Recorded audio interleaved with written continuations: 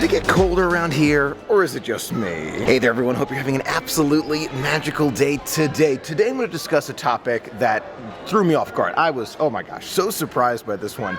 Living in Florida for 7 months now, an entire winter, a winter in Florida. One of the colder ones that I heard, not a record one, but a colder one, no doubt about it. And I gotta tell you, I have been shocked by some of the temperatures. Over the course of this winter, we have seen some unbelievable temperatures. Temperatures that I didn't think really happened around Florida. Everywhere from 70 during the winter, surprising, all the way down to 33 degrees. 33 degrees! 33! I don't think I ever remember experiencing anything in the 30s at all visiting Florida. Now, it's not consistently that cold. That was only one night out of the year so far. I think the cold period is done at this point, but it really did take me by surprise. To give you an idea of how surprised I truly was, there are days where I end up really missing my jacket. I say to myself, I need it next time, not going anywhere without it, and gloves and a hat and everything. And there are other days where I end up having to wear my sweatshirt around my hips because putting it on my back, which I have been known to do from time to time, just like this, to kind of carry it around with me, it's too hot.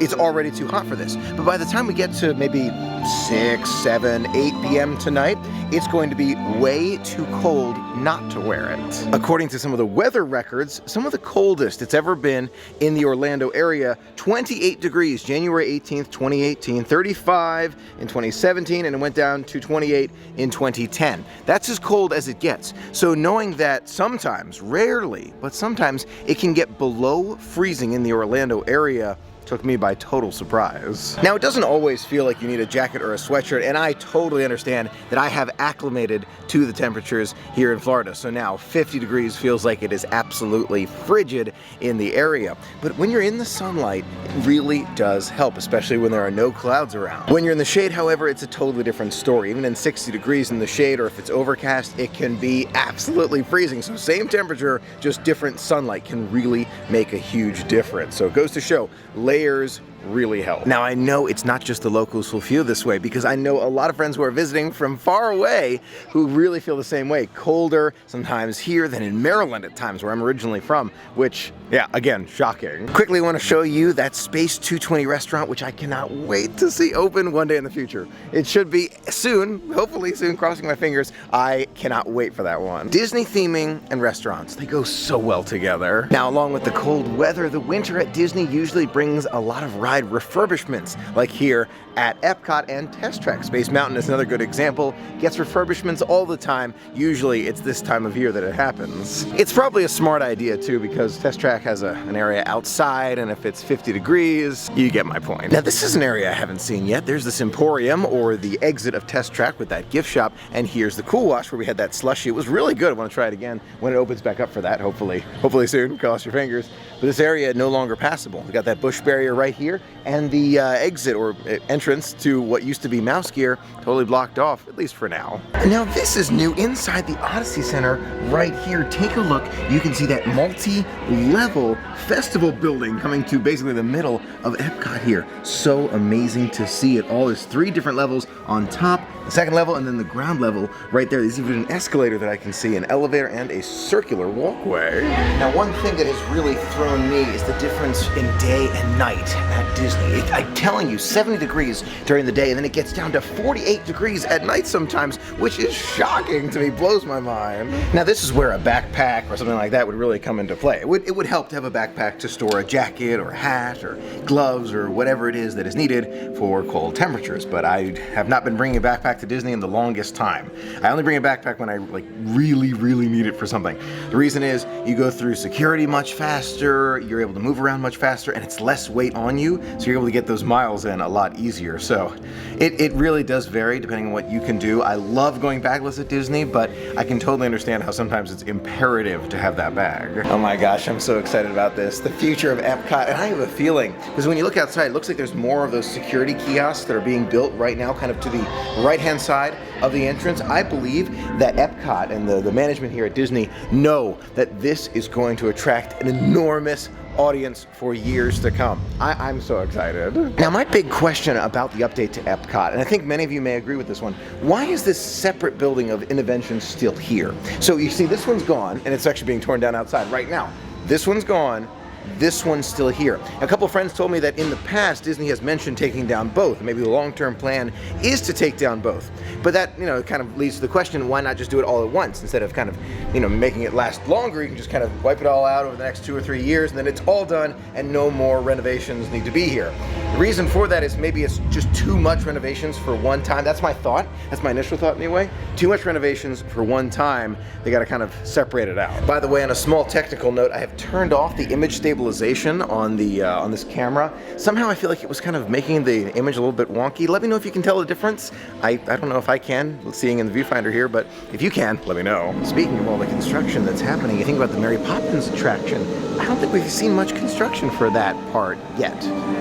Now for the Festival of the Arts, it's good to know that the stage here, right as you enter into World Showcase, features these different performers Friday through Monday, right there as you can see. But those times, you gotta be really careful of those times. You arrive too late, after 4:30, they're not gonna have any more shows up here. But the festival continues on around the world. Now there are a few updates that I haven't seen yet at Epcot. I know, hard to believe. It's really difficult to stay on top of some of these though. I'm gonna go to Canada now, see that brand new Circle Vision show. Heard it's really good. Canada Far and Wide is the name of the show. Let's see it. You can see some of the improvements to Canada here with the waterfall right there. I'm walking down these stairs here to see the new show. Here we go. Canada Far and Wide. Definitely a cool experience. Canada Far and Wide. Got to see a lot of Canada. You can see some of those different provinces that they have. Some really good aerial shots. Those are super impressive.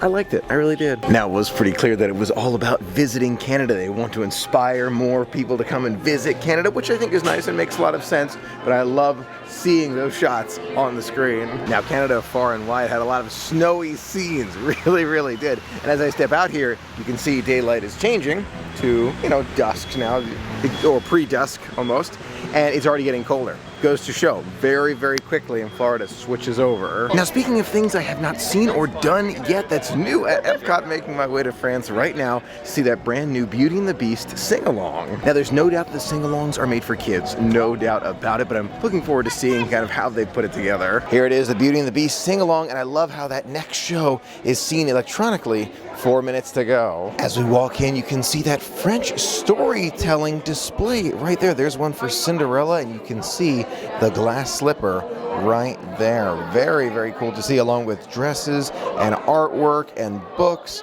Wow. Now we were just told there's no video recording inside, so I'm going to turn off the camera now and let you know all about it once we get out. Just finished up the Beauty and the Beast sing-along. It was good. If you like to sing, I have a feeling you are going to love this one. A very interesting twist on the original story. I don't want to ruin anything, but it was a bit of a twist. There were some twists in there, same songs that you're used to, but the twist in the story definitely was very interesting. If you love singing, I think you'll love it. Beauty and the Beast fans, you definitely want to see it. It was okay, not my all-time favorite thing to do, but again, meant for those who love Beauty and the Beast and who love singing. It was a bit of a longer show. You could definitely feel it as it was going through, and as we make our way outside, you can see it is just about dark now, getting cooler by the moment. Someplace I haven't been in the longest time, Chef de France. Every time I walk by, I think to myself, I gotta try it again one day. We will, one day. It's reached that time of the night where I gotta put the sweatshirt on now. I was sweating earlier at 75 degrees, and now it's going down to 55 during the evening here. That's how much the temperature changes. That's just an example of how much the temperature changes in Florida. Layers and come prepared. That's the key. Walking around now thinking about what else I want to try from Festival of the Arts, and you know what, there's one on my mind that I remember from the last Festival of the Arts. That Reuben, the deconstructed Reuben from Deconstructed Dish is so good. Let's make our way back around the world and try it. Here at Deconstructed Dish, and I'm going to try the deconstructed Reuben, and I'm also going to try the Rain Boba. They don't have that pop article, which you know I loved from the past time we were here at Festival of the Arts, so we're going to try the new non-alcoholic specialty beverage here from Deconstructed Dish. From Deconstructed Dish, we are trying the deconstructed Reuben. Looks super good right there, and a very large portion. I love that. We also have the Rain Boba in a very cool cup here. It's plastic. It is a plastic cup, but it's got figment and the symbol for the Festival of the Arts. I'm super excited about this one. Let's try the Reuben first, then we'll try the Rain Boba. All right, deconstructed Reuben, bon appetit. Very good, tender taste to it. I really like it. The flavor, not as strong as I remember. I remember it being a stronger flavor throughout, kind of a milder flavor this time. Still good, still love it. Not my favorite thing of the festival this year. It's not, but I really do enjoy it. After that second bite, I gotta tell you, I like it more and more. That somehow this part on the bottom here makes it even better. Wow, just having it all together. Delicious. This one, okay, now that I've had 2 bites here, it's now competing for some of the best of this festival. Overall, extremely good. Definitely recommend it and can see myself getting it again, no doubt about it. Now for that rain boba. Cheers. I love the look of it. The look of it is really good. The flavor on the top of that foam is great, but you know, it's just seltzer water after that. So it's good, but not my all-time favorite. Between this and the Black Cherry Boba Freeze, Black Cherry wins all day long. All day long. That's from Pop Art all the way down.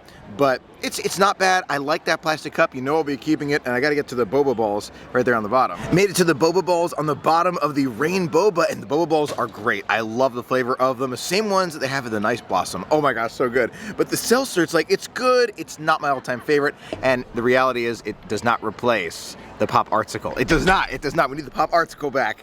But this is still good. It's still good. I have a feeling if you love seltzer, you're gonna love it, but Pop Artsicle needs to be added back in my opinion. Any day could be the last day for Spaceship Earth, so you know we've gotta keep riding it. You never know when it's gonna close down and I'm gonna miss it so much. I wanna keep the old one in my memory. Big question marks about Spaceship Earth. We have no idea what the future one's gonna look like. I just hope that it includes this picture right there. I love it. Take a look right there, the inspiration. Wow. You know, something I'd actually never really paid attention to before were the stairs right here with no handle on this side. Very, what do you know, 60s, 70s? It's a 70s look, I think. Poised to shape the future of this, our Spaceship Earth. Always love Spaceship Earth. I'm gonna be sad when it closes, but it's for the best because it just means that there's a new version coming around the corner. At this point, Epcot is indeed closed.